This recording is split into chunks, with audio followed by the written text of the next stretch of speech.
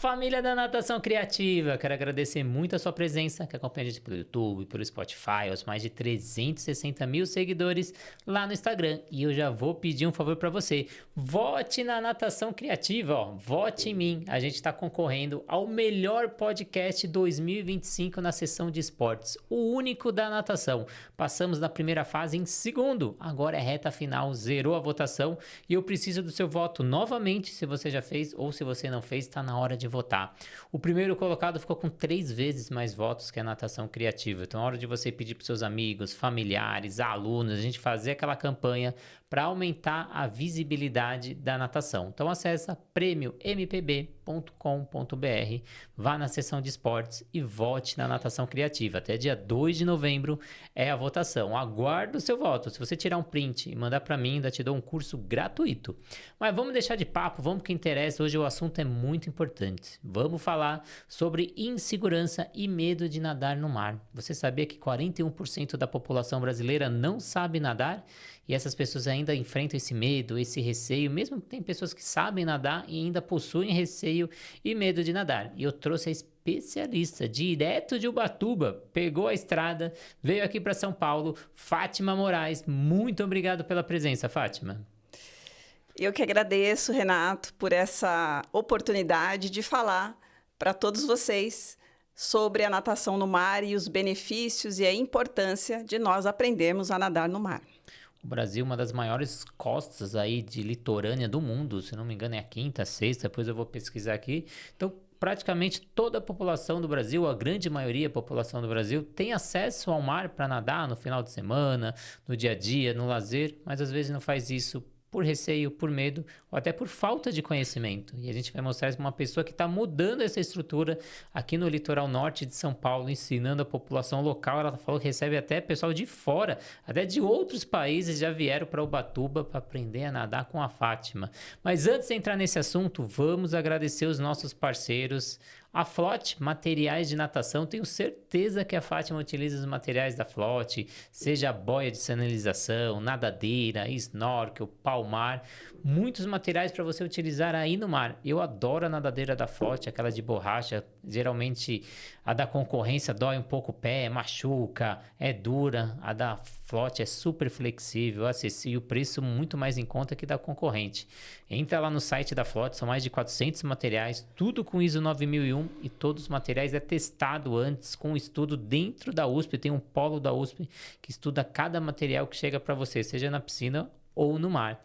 A Sobrasa, que também apoia a segurança aquática dentro do mar, nas piscinas, vários projetos. São 17 projetos diários com voluntários que a Sobrasa faz pelo Brasil inteiro, conscientizando sobre a prevenção aquática e a segurança. A segunda principal causa de morte infantil de 1 a 4 anos, infelizmente, é o afogamento. E a Sobrasa está nessa luta, assim como eu que sou voluntário Sobrasa, seja voluntário também. Acesse o site sobrasa.org, preencha o formulário e receba um kit com camiseta, boné, gibi, para você fazer os projetos aí na sua região. A plataforma Educar, com mais de 200 cursos para você estudar onde quiser, como quiser e quantas vezes quiser. Inclusive tem um curso da Fátima lá, falando como fazer adaptação no mar. Para você que é da piscina e quer ir para o mar, como realizar essa adaptação. Tem um curso imperdível dentro da plataforma Educar para você estudar aí no conforto da sua casa. Não tem desculpa se você quiser um passo a mais desse conteúdo que a gente vai te entregar hoje. O aplicativo da SwimTrack, que te auxilia no monitoramento do seu aluno. Então você que tem seu aluno no mar, na piscina, tenha todos os dados na palma da sua mão, crie metas com ele, faça avaliações pedagógicas, aeróbica, faça vídeo, faça chamada, excelente para personal ou donos de academia. Praticamente o preço de 1 a 2 alunos e esse aplicativo vai com o seu logo. Temos também a Raizo, a nova metodologia do mercado. Você que está precisando de uma metodologia nova, diferente, procurando a gamificação dentro da piscina, vai lá no Instagram da Raizo, metodologia Raizo, e você encontrou uma metodologia com preço super acessível, metade do preço dos concorrentes. WL Salvamentos Aquáticos, que leva profissionais capacitados para condomínios, clubes. Você precisa de porteiro, salva-vidas, segurança, recepcionista, bombeiro civil. Só entrar no WhatsApp da WL pelo 982-715497. São profissionais capacitados e treinados, já preparados para assumir o dia seguinte aí na sua empresa. Mas vamos deixar de papo, Fátima, eu quero que você conta como surgiu o seu interesse ou até mesmo a migração para nadar em águas abertas. Você pode compartilhar a sua primeira experiência no mar ou lago? Bom, a gente vai ter que voltar um pouquinho lá na minha história. Eu fui professora antes de ser professora, eu fui nadadora e nadava em provas de longa distância, o que hoje é chamada de ultramaratona. Então, eu nadava provas de até, na minha época, de 30 quilômetros, tanto no mar quanto nas represas. E fui atleta por 12 anos, atleta de Ubatuba por 12 anos. Entrei para a Faculdade de Educação Física querendo ser professora de natação. Então, desde menina, esse era o meu grande ideal, o meu grande propósito era ser professora de natação. E fui professora de natação em piscina por mais de 30 anos, que entrei bem novinha, tá, gente? E na pandemia, as academias fecharam e eu me vi, como muitos, não é? Muitos profissionais, sem trabalho. E resolvi ligar para 20 alunos meus, que eu entendia que poderiam aceitar nadar no mar, porque, por incrível que pareça, muitas pessoas de Ubatuba não nadam no mar. Muitas têm medo. E eu adiei isso por muito tempo, porque eu queria ir para o mar com uma assessoria, como as grandes assessorias são, com uma barraca, né, uma tenda, com cooler na praia. E eu ficava adiando, porque nunca era o momento ideal. Mas a pandemia deu um empurrão e eu fui para o mar com esses 20 atletas, esses 20 nadadores. Adaptei todos eles, porque nenhum deles nadava de fato no mar, era só aquela coisa do banhista, de praia mesmo. E fiquei com esse grupo por mais ou menos 2 anos, até que eu entendi que para a melhor qualidade do meu trabalho seria melhor eu migrar para o que hoje se chama de um personal swim, né? Então, eu sou uma personal de natação no mar. Então, hoje a gente pode dizer que o seu escritório é na praia. Então, Totalmente. Então, o desejo de muitos profissionais aí é liberdade de horário, financeira, de ambiente. Então, hoje a Fátima migrou, saiu do CLT, foi fazer as aulas no mar. O ambiente que estava lá, gratuito para ela utilizar. Às vezes vem o personal te procurar e você não tem piscina, não tem onde dar aula, e você tem um mar ali disponível para você e não utiliza. Mas qual foi o momento exato mesmo, Fátima, que você percebeu que muitas pessoas tinham medo de nadar e você identificou padrões comuns nesses casos? Bom, começou com esses alunos moradores de Ubatuba. Eu fui identificando que alguns tinham medo de onda, outros tinham medo da pouca visibilidade, outros tinham muita dificuldade com a temperatura, porque já estavam acostumados com a piscina aquecida.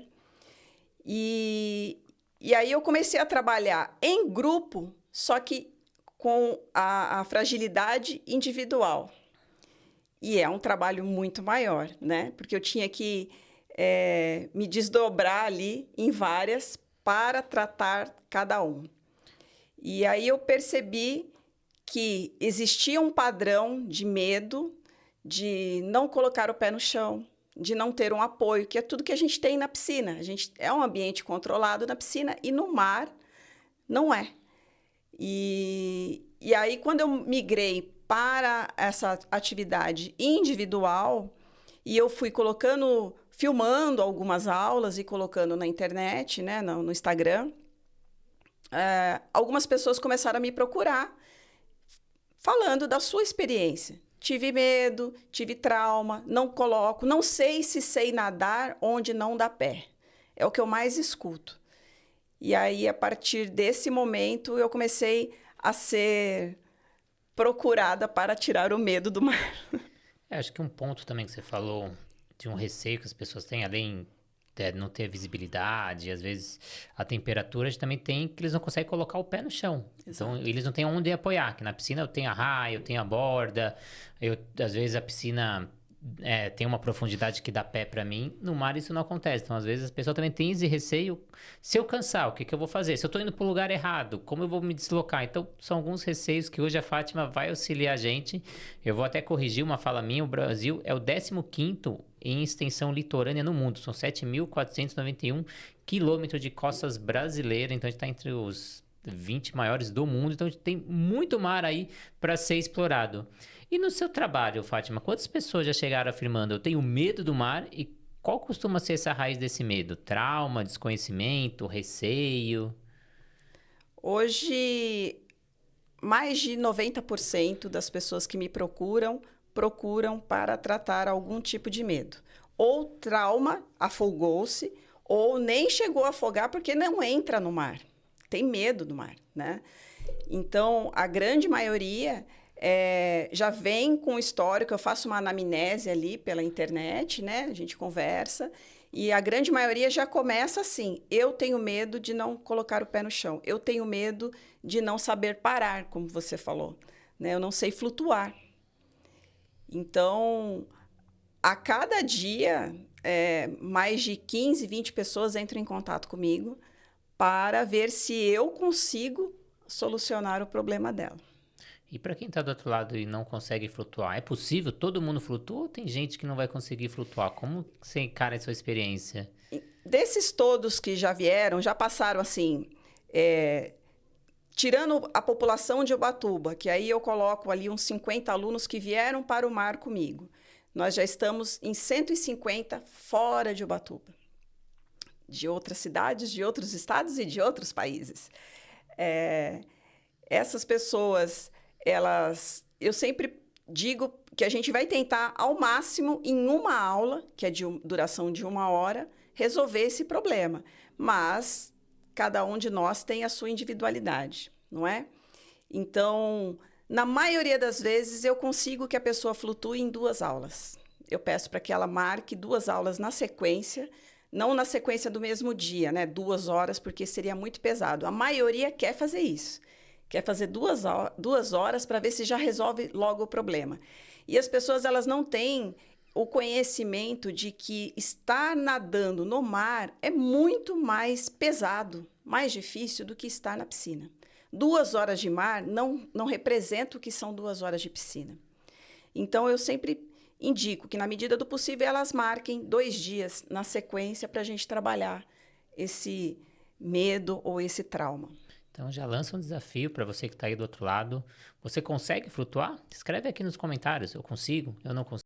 Quantas pessoas conseguem flutuar?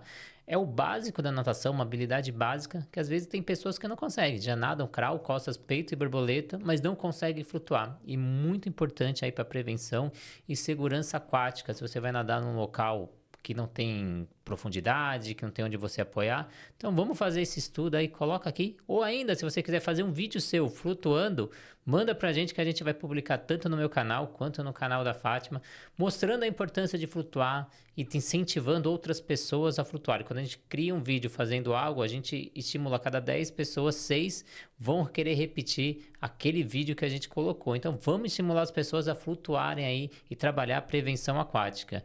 E você faz muito vídeo, né, Fátima, de conteúdos, você publica. Como isso tem ajudado e até as pessoas comuns enxergarem que é possível aprender a nadar no mar com segurança, que é o primordial? Eu faço bastante vídeos. Eu comecei fazendo eu mesma, me gravando, falando, explicando como que funciona. Depois fui pedindo para um aluno ou outro participar. E hoje se tornou meio que uma marca.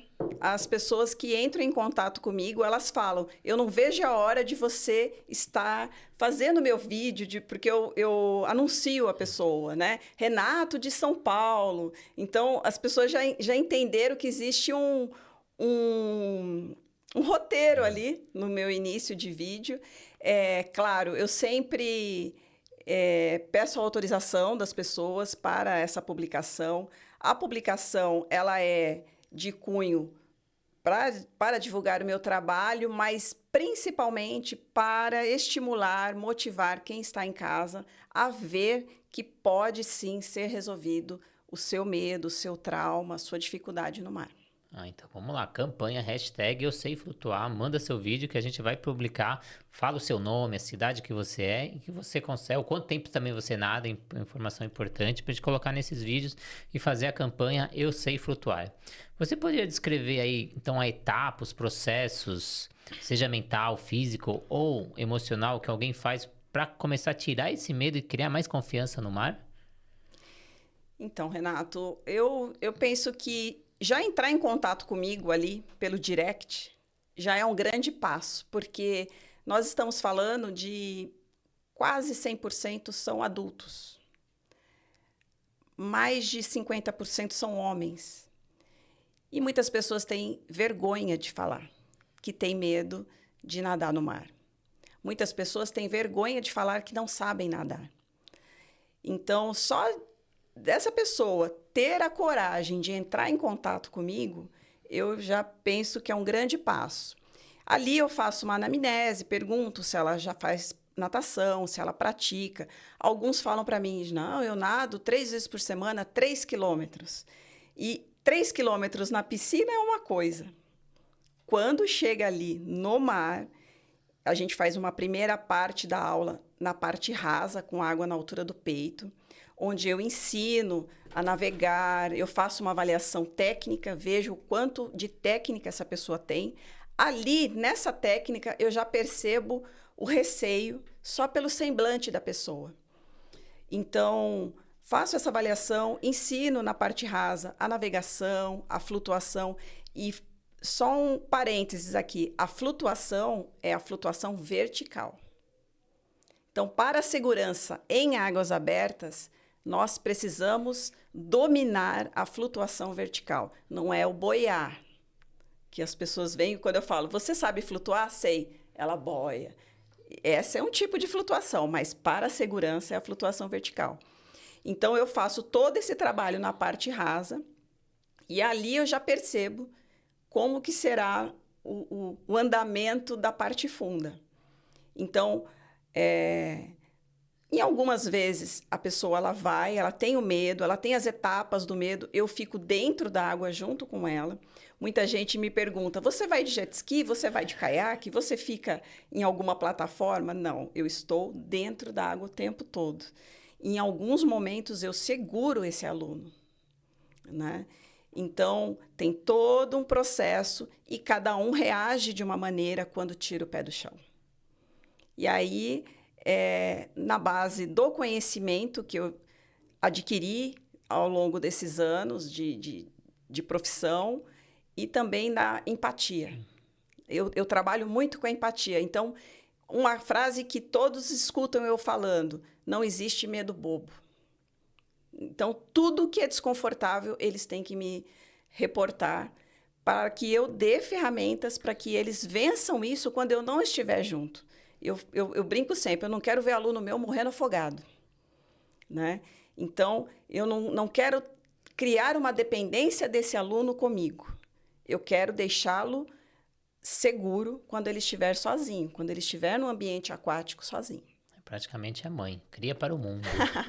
E você me complicou agora, hein, Fátima? Eu falei que era para todo mundo mandar os vídeos fazendo flutuação. Agora você falou flutuação vertical. Vertical. Vou falar que aí nem 1%, fica 2% conseguem fazer. Então, o que é essa flutuação vertical? Você flutuar em pé, sem movimentação de braço e sem movimentação de perna. Você ficar em pé sem colocar o pé no chão, sem afundar sua cabeça. Aí, agora o desafio 2 é você mandar esse vídeo. Agora complicou, mas pode mandar flutuação dorsal, a gente aceita para quem ainda está começando, que uma hora, Fátima, você vai lá para Ubatuba, ela vai te ensinar a fazer essa flutuação vertical, que não é fácil, poucos conseguem. E você falou uma coisa que eu vou retomar, que aí, esse eu fiquei na dúvida e tenho certeza que alguém pegou essa sua fala. Você falou que tem gente que vai com medo de nadar e não sabe nadar. É possível aprender no mar ou ele precisa aprender na piscina?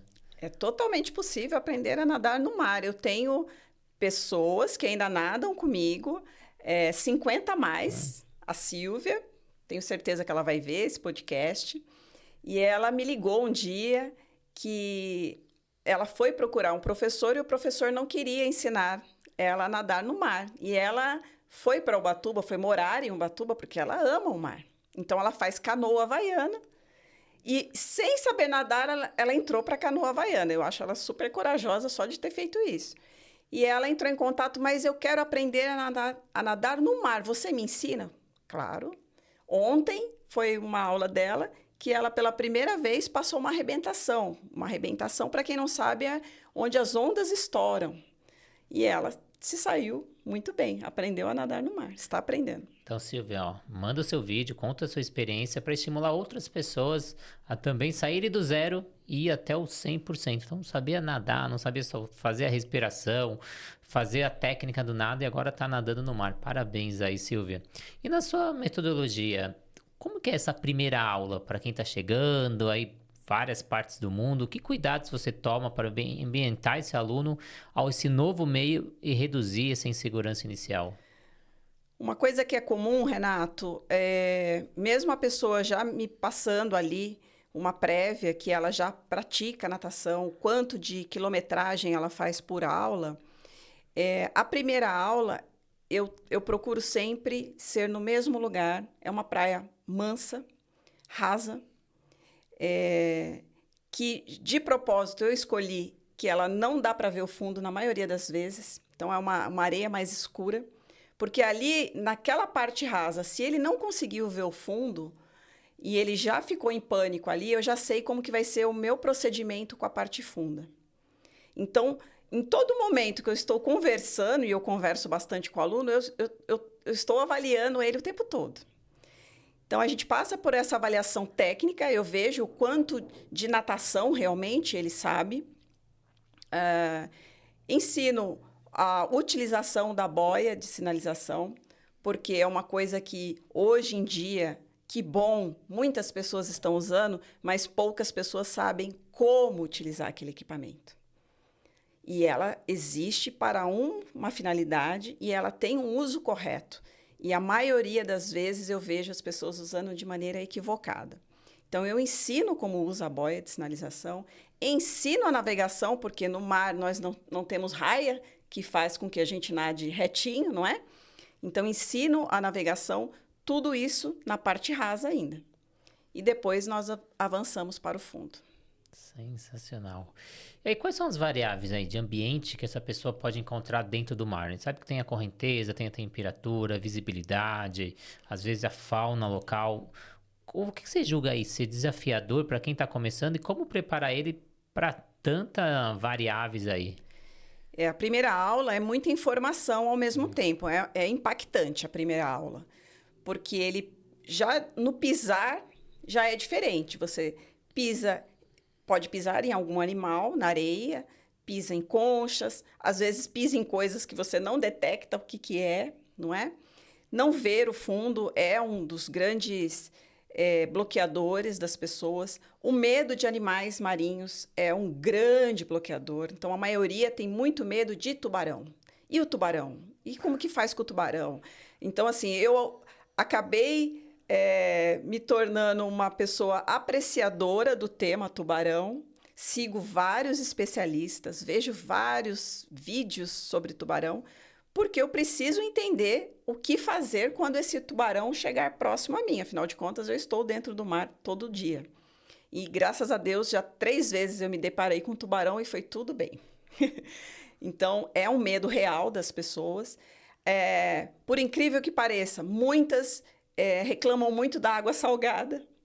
Então, eu brinco, falei, na próxima vez eu vou tentar mexer ali, né, na salinização, mas muitas pessoas têm essa dificuldade com a água salgada também, além do frio. E aí o desafio, quem está aí do outro lado, a gente tem ouvintes aí do Brasil inteiro, do mundo, fala que região você é, tem costa litorânea, tem um mar acessível e tem aula de natação. Eu estive agora dando curso de pós-graduação em Fortaleza, vi um ambiente super bacana lá, também um mar super calmo, e eu não vi aulas dentro daquele mar, até comentei com os alunos, né? Porque vocês não vão, né, fazer essa ambientação, fazer essas aulas dentro do mar. Até existem algumas assessorias que eu conheço em Fortaleza, mas daria para aumentar. Poderia ter mais pessoas especialistas. Você enxerga que faltam especialistas pelo Brasil para introduzir essas aulas no mar? Eu penso que falta de uma maneira mais próxima ao atleta, aluno. O que eu vejo, como você mesmo disse, existem muitas assessorias de grupos grandes. Eu mesmo recebo alunos que foram de outras assessorias, mas que traumatizaram, porque quanto maior volume de pessoas dentro d'água, mais difícil você tem de conter aquilo. Então, se eu estou num grupo, você sabe nadar? Sei. Tá, então vai nadar. Mas eu vou nadar num ambiente que eu não conheço. Se essa pessoa começa a ter o pânico e essa assessoria está com um público muito grande, dificilmente ela vai ver esse pânico. Muitas pessoas, eu observo ali que elas estão com medo, eu pergunto para elas o grau de estresse, elas me falam de 0 a 10, mas eu vejo que está muito maior do que o que elas me falam, por aquele motivo que eu falei anteriormente, pela vergonha. Então, eu penso que bom ter muitas pessoas nadando em águas abertas, mas que esse trabalho teria que ser um pouco mais cuidadoso, para a gente evitar o trauma. E nesse caso desses alunos que têm receio, têm medo, às vezes até procurou essas assessorias e ele para de nadar porque ele começa a ter insegurança. Como você faz esse retorno gradual para trazer essa confiança de volta? Paciência e empatia. E colocar em prática tudo que a natação já me ensinou nessa vida. E amor, né? A gente parece clichê, mas eu amo muito. Eu vibro cada conquista de um aluno. Cada vez que eu observo o rosto dele, o semblante se transformando do pânico para a satisfação, para aquele olhar de vitória, quando ele coloca o pé no chão na volta e olha para trás. Isso, para mim, é muito revigorante. Então, acaba que cada aluno se torna uma missão. Eu falo para eles, o teu objetivo passa a ser o meu. E eu trabalho realmente em cima disso. Enquanto esse aluno ele não conquista o que ele veio procurar comigo, eu não sossego. Às vezes ele muda o objetivo dele, mas eu estou focada ainda no primeiro objetivo. Então, é dessa maneira que eu vou trabalhando. Os traumatizados, claro, são mais difíceis. Mas até quando a gente também dá aula na piscina, que você pega uma pessoa traumatizada. E aí é isso que eu falei, é empatia, não existe uma receita de bolo. Cada indivíduo, ele exige um tratamento diferente. Então, quanto mais bagagem nós temos, melhor é. Porque aí eu tenho um arsenal de possibilidades para trabalhar com o trauma dessa pessoa. Então, é o famoso missão dada é missão cumprida. Total. Então, mais ou menos o lema da natação criativa, eu lembro quando eu comecei a dar curso, tinha regiões que eu não conseguia chegar. As pessoas não conseguiam pagar aéreo, pagava hotel. Aí eu comecei a fazer pelo WhatsApp. Descobri depois pelo Facebook, que foi a primeira pessoa no mundo a dar curso pelo WhatsApp. Aí eu chegava em todas as regiões aí do Brasil. Aí as pessoas começaram a me pedir porque não tinha regiões que não tinha encontros presenciais, não tinha cursos. E aí eu comecei a fazer encontros pelo Brasil. Foi encontro em São Luís, foi encontro em Macapá, depois Belo Horizonte. E aí depois as pessoas começaram a pedir pós-graduação. Renato, a gente precisa de pós-graduação, a gente precisa de especialização. Eu demorei 5 anos na construção da pós-graduação e agora colocando em prática. Então, missão dada é missão cumprida. Então, se o aluno chegar na Fátima, eu preciso fazer tal coisa em tanto tempo, ela vai fazer todo o planejamento e vai conseguir cumprir a missão. Mas quais são esses sinais aí que o corpo fala, a respiração, a fala, o gesto? O que o professor deve observar para identificar que o aluno está entrando em um estado de insegurança ou às vezes até de pânico no mar? O olhar é uma das primeiras coisas.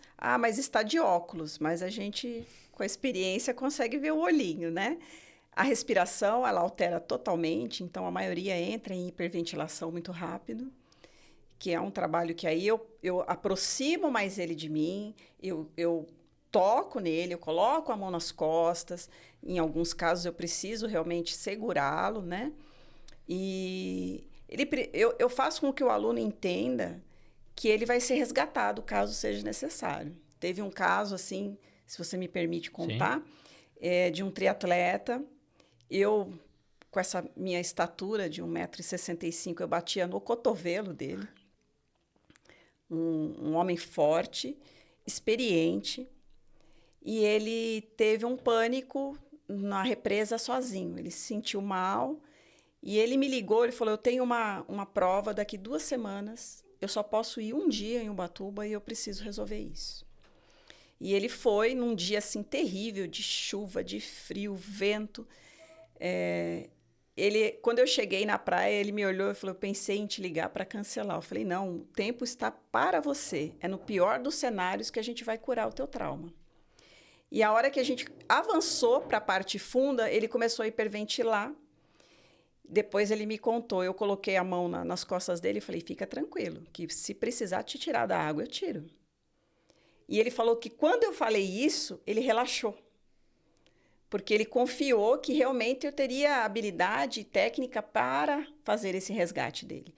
E ele foi para o fundo, com dificuldade, tivemos algumas pausas, mas ficou super feliz. Nunca tinha tido uma natação como teve nesse dia.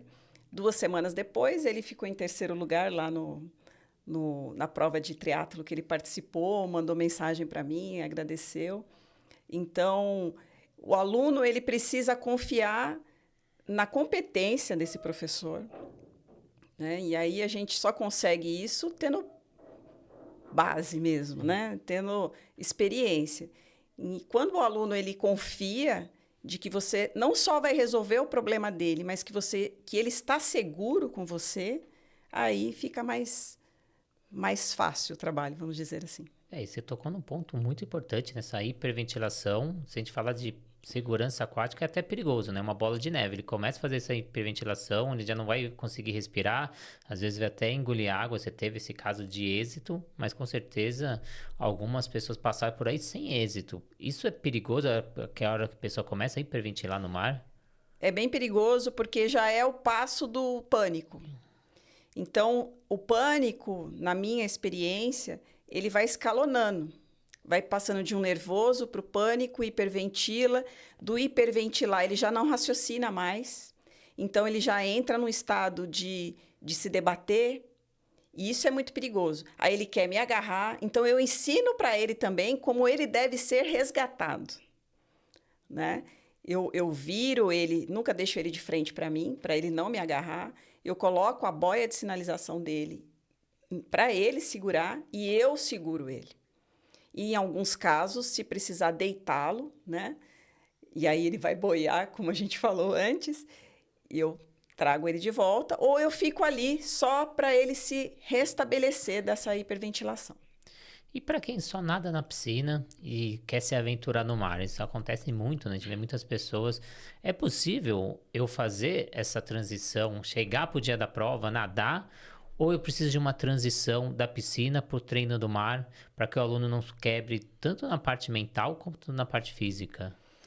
Esse é um assunto assim que eu tenho vivenciado muito. Vamos falar primeiro pela parte técnica.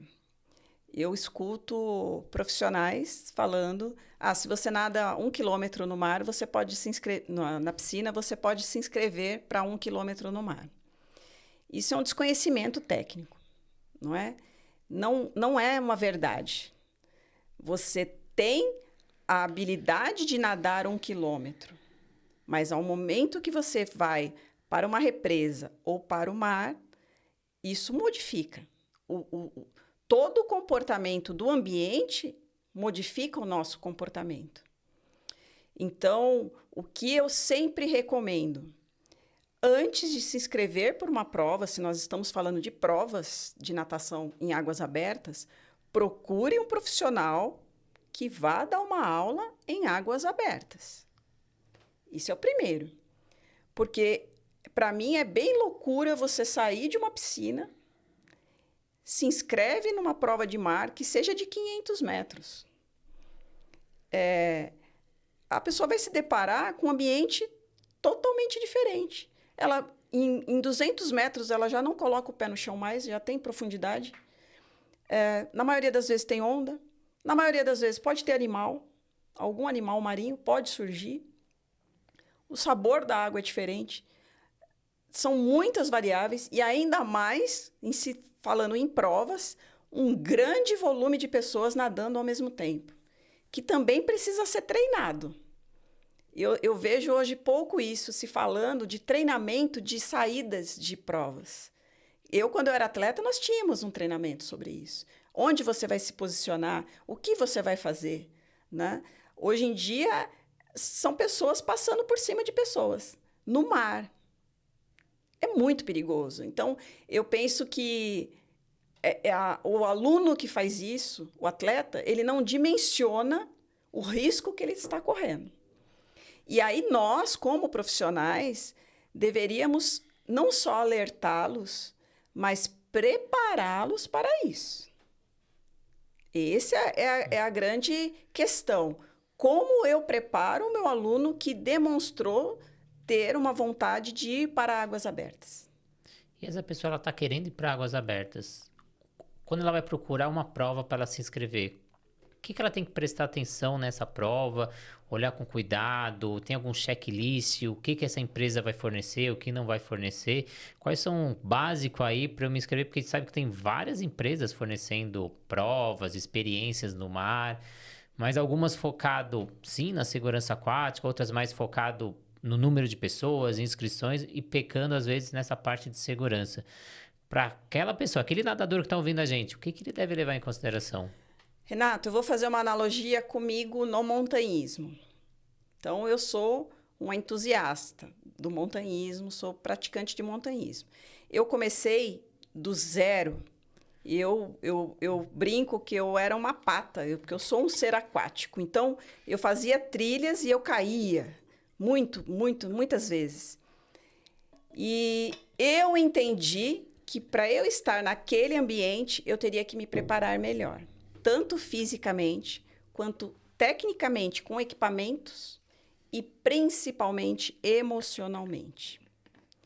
Então, eu comecei a estudar isso, porque eu queria estar naquele ambiente de maneira segura. Não só estudar os guias que me levavam para a montanha, as empresas, as agências de turismo. Então, a gente não pode só colocar a responsabilidade ou só no nadador, no meu caso, no montanhista, ou só no professor, no guia, na agência que está fazendo a organização dos eventos. Eu penso que o atleta, ele precisa primeiro entender, tudo bem, eu nado 500 metros, nado 1.000, nado 3.000 aqui na piscina. Como é o meu comportamento no mar? Tá. Então, isso não é da responsabilidade da organização, é da responsabilidade do atleta. Então, o atleta, ele precisa entender, eu tenho uma deficiência aqui, ó, eu tenho uma lacuna, eu nunca nadei em águas abertas. Vamos ver como eu faço para melhorar essa lacuna. Esse é um ponto. As inúmeras provas que temos, as inúmeras empresas. Aí eu penso que hoje, com o advento do Instagram, né, e das redes sociais como um todo, nós podemos fazer essa pesquisa. A gente pode seguir, a gente pode olhar os comentários de quem foi, o que aconteceu, se teve alguma mudança repentina no percurso. Tudo isso é bom avaliar. O que normalmente as pessoas fazem? Eu posso pagar essa inscrição? É num lugar lindo. Vou. É instagramável. Só que a gente precisa entender. Águas abertas é aberto. Então, tem dia que está sol, tem dia que está frio, tem dia que está chovendo, tem dia que a água está escura. E nem sempre é o instagramável. Mas a prova acontece. Então, esse atleta ele precisa estar pronto para várias variações meteorológicas também. E isso começa do próprio atleta.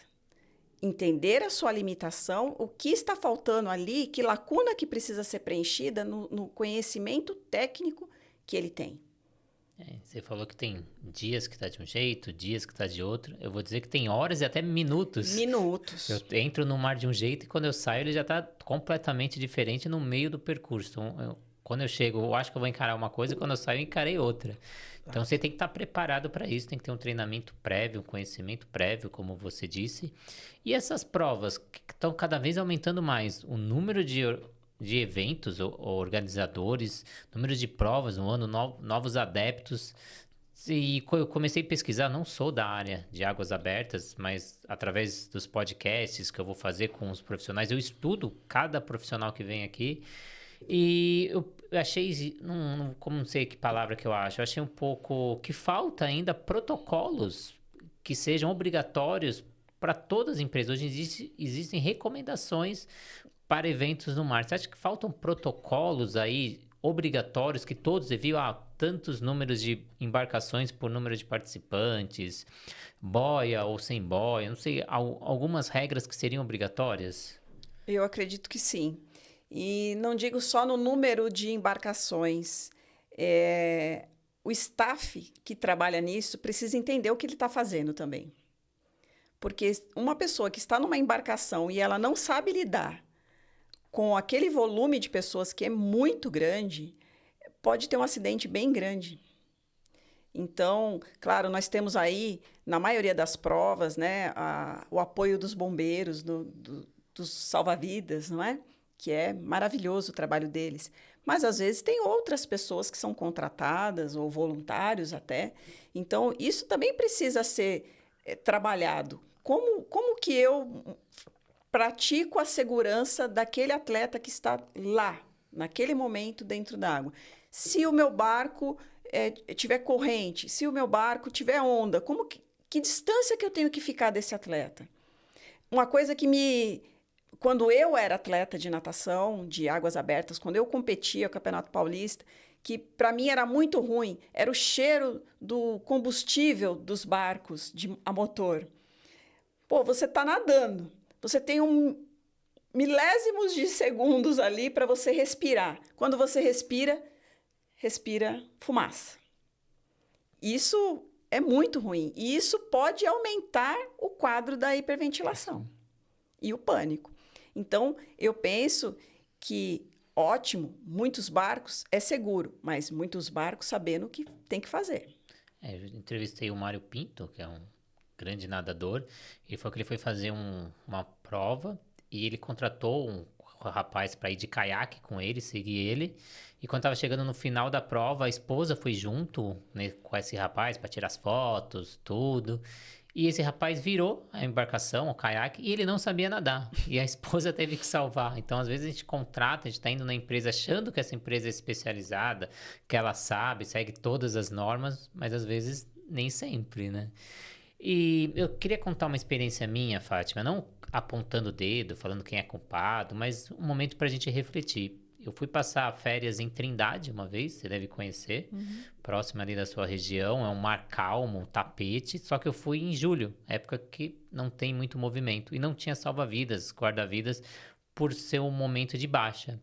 Aí tinha aquele casal que vai tirar fotos das pedras, mostrar no Instagram, que a gente conhece muito bem, e a moça escorregou nas pedras e caiu no mar.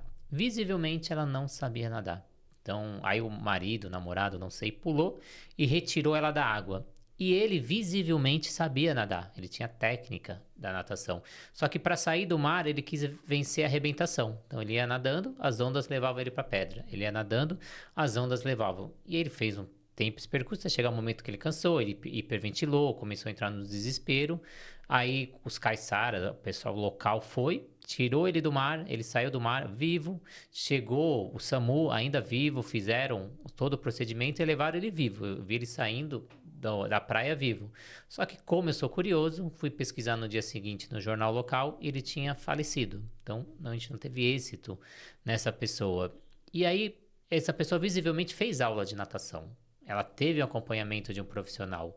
Foi falha desse profissional, às vezes, ensinar ele só no ambiente controlado, só o dia a dia, e não ver o que problemas essa pessoa vai enfrentar nadando no mar, nadando.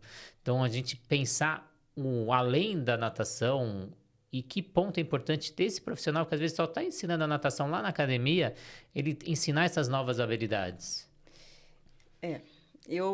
Os meus alunos escutam muito eu falando, saber nadar é saber a hora de não nadar. Então, esse já é um ponto. Muitas pessoas chegam num ambiente de mar, principalmente. Eu sei nadar.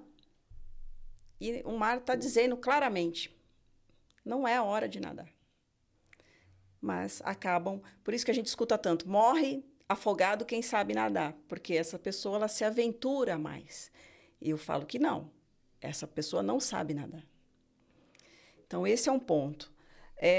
Saber nadar não significa que você sabe resgatar. Existem técnicas de resgate. Em alguns momentos na academia, quando eu dava aula, eu fazia semanas do resgate.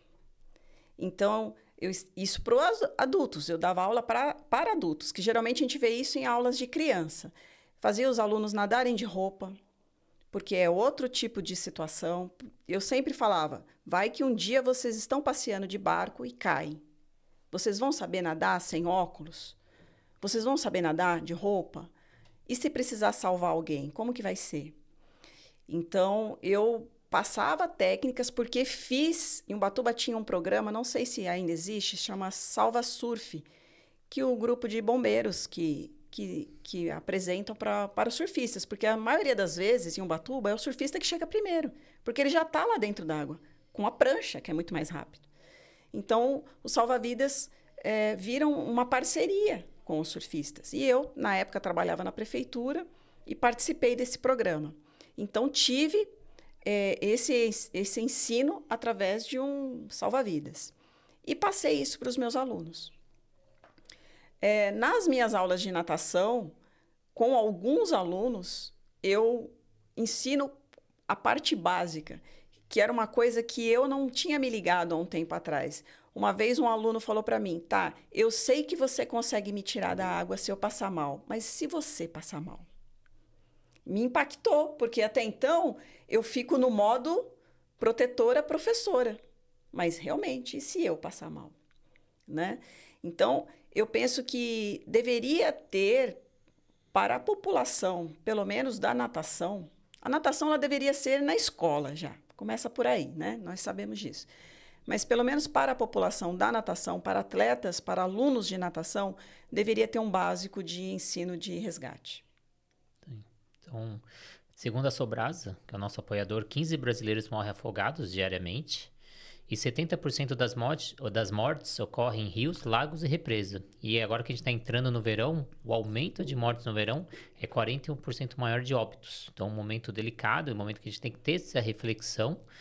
E o que você acha que esses profissionais que ensinam a natação, como eles se tornarem especialistas para ensinar essas técnicas, essa estratégia, ensinar o que é uma corrente de retorno, onde entrar, onde não entrar, a sinalização. Tem muito banhista que vai para o mar que não conhece as sinalizações que a equipe de salva-vidas, bombeiros colocam e às vezes vê aquele local que não tem onda, não tem nada, ele entra naquele local e às vezes aquele não é o melhor local para adentrar na piscina. Então, como você acha que esses profissionais, o que eles devem procurar para se tornarem especialistas e levarem essas habilidades para dentro da água? Bom, eu vou falar por mim. Eu sempre fui uma profissional curiosa. Uhum. Então, todas as informações que eu poderia ter para enriquecer a minha aula ou o meu conhecimento, eu ia atrás. Então, mesmo quando eu dava aula só para adultos, eu participava do INAT, que fala bastante de segurança aquática das crianças, não é? E a gente pode adaptar isso para os adultos. Você mesmo disse da Sobrasa. Eu sigo a Sobrasa, eu uso muito o conteúdo da Sobrasa. E eu vou seguindo profissionais, eu sigo salva-vidas. Os salva-vidas, não sei se você sabe, do Rio de Janeiro, são extremamente especializados, porque são praias gigantes, com muito fluxo de pessoas e mar muito bravo. Então, são extremamente especializados no que eles fazem. Então, sigo várias corporações, porque eu vou aprendendo com os vídeos. Hoje, a informação está muito mais acessível para nós. Então, eu penso que o profissional de natação, ele precisa interagir com isso. Saber de qualidade de água, que era uma coisa que eu fui estudar quando eu dava aula na piscina. Então, saber da qualidade da água, mas eu não sou piscineiro, mas você trabalha com aquele ambiente. Conhecer o trabalho da Sobrasa, o trabalho de um salva-vidas, como que eu posso passar mais informação para o meu aluno, como você mesmo disse, agora chegando a época de verão, há muitos afogamentos bobos. E o mais triste é isso, bobos. Então, Como eu ensino para o meu aluno? Você vai para um sítio, atenção redobrada em cachoeira. O que é uma cabeça d'água, uma tromba d'água? Né? Como identificar isso? Então, é nossa função, como profissionais aquáticos, passar o máximo de informação para os nossos alunos. E não só em questão de competição. A minha aula é sempre assim. Tá, você vai para uma prova, mas vamos colocar uma outra situação. Você vai andar de barco. Você está numa cachoeira. Você está no seu lazer. Como proceder se isso acontecer? Então, eu dou várias situações para que esse aluno ele lembre de um pouco do que eu falei e consiga reagir na hora que ele precisar.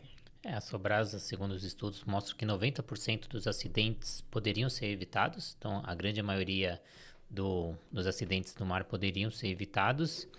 E você falando muito, eu vou atrás de informação, eu vou aqui. Eu queria até que você falasse, porque essa informação é uma informação às vezes detalhada. Você é uma pessoa especializada, você fez uma pós-graduação, você foi atrás. Durante a pandemia, você fez todos os cursos da natação criativa junto com o Alberto. Você não para de estudar nunca. Então, a importância do profissional estar sempre antenado e se informando e estudando, né? Exatamente. E eu penso que o profissional ele precisa ser mais humilde nessa questão. Porque, às vezes, a pessoa vai lá, ela se gradua, ela faz uma pós-graduação, ela já está estabelecido na academia, no clube, e eu não preciso mais. Né? Eu já sou especialista. Às vezes, ele não gosta nem de compartilhar informação com um colega. Então, quando a gente baixa um pouquinho esse ego, né? do especialista, do técnico, a gente pode e deve explorar mais as informações. Como eu falei, hoje eu consumo muita informação sobre tubarão. Então, as 3 vezes que eu me deparei com um tubarão, nem eu, nem o meu aluno ficou em pânico. Porque eu já falei para ele, é assim que vai ser feito. Esse é o procedimento. Então, o que isso fez de útil para mim? Eu consegui exatamente fazer o que o especialista falou. E foi ótimo, a experiência do aluno foi maravilhosa, porque ele me procurou porque ele tinha medo de bicho. No 3º dia de aula dele, nós vimos tubarão. Ele ficou impressionado. Isso foi sorte? Não, isso foi preparo. Eu estou me preparando para algo que pode acontecer. Então, sempre nós temos que estudar, que comunicar com outros profissionais, seguir outros profissionais. O que aquele profissional tem para me acrescentar? Puxa, tem isso. Mas, às vezes, o ego, ele faz com que a gente fique, né, de carinha virada com um profissional, com ciúmes. Às vezes, a gente enfrenta isso. Eu não quero que o meu aluno aqui da piscina vá lá fazer aula com a Fátima. Ele não precisa fazer. Então, você vá se especializar também no mar, não é?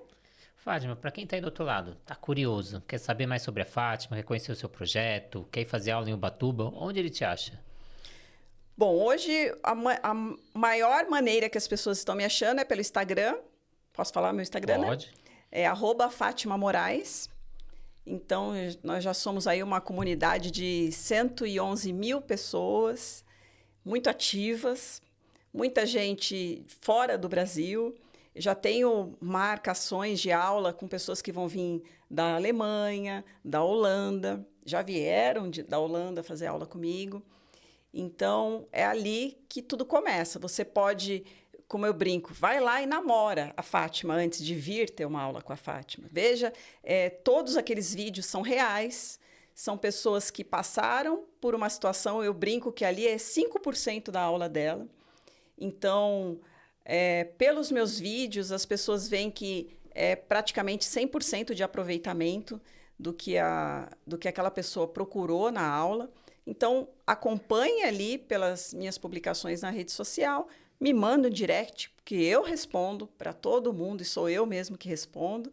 E aí a gente vai traçar uma melhor estratégia para você perder o medo, para você aproveitar mais o mar. Eu sempre falo, quem sabe nadar se diverte mais. A Fátima tem cursos online para quem quer ir ali na plataforma Educar, professora de pós-graduação da FMU. Então, quem quer se especializar no assunto, entra lá, manda um direct para ela, para saber um pouco mais sobre o assunto. E para a gente caminhar para o fim, queria agradecer muito aos nossos parceiros que fazem desse projeto uma realidade, a Flote, materiais de natação, que auxilia vocês com mais de 400 materiais no catálogo. Então entra no site da Flote, tenho certeza que tem um material que é a sua cara. Sobrasa, que como auxilia a Fátima na elaboração das aulas, na prevenção aquática, vai te auxiliar também. Acesse o site sobrasa.org e pegue todos os dados sobre segurança aquática. Plataforma Educar, com mais de 200 cursos para você estudar onde quiser e como quiser, quantas vezes quiser, no conforto da sua casa, tudo com certificado. O aplicativo da SwimTrack, que te monitora a evolução do seu aluno e ainda você consegue colocar o seu logo, o seu nome no aplicativo. Imagina você fazer a sua aula de natação, a metragem, você manda para o seu aluno ou manda um vídeo para ele, ele vai querer compartilhar nas redes sociais, vai com o seu logo, com o seu nome, fazendo a sua propaganda e agregando valor com preço de 1 a 2 alunos para você que é personal ou gestor de academia. Raizo, nova metodologia do mercado que te auxilia aí para você aumentar a vida útil dos alunos dentro da piscina. Então acesse o Instagram, Metodologia Raizo, e descubra como ela vai transformar a sua realidade.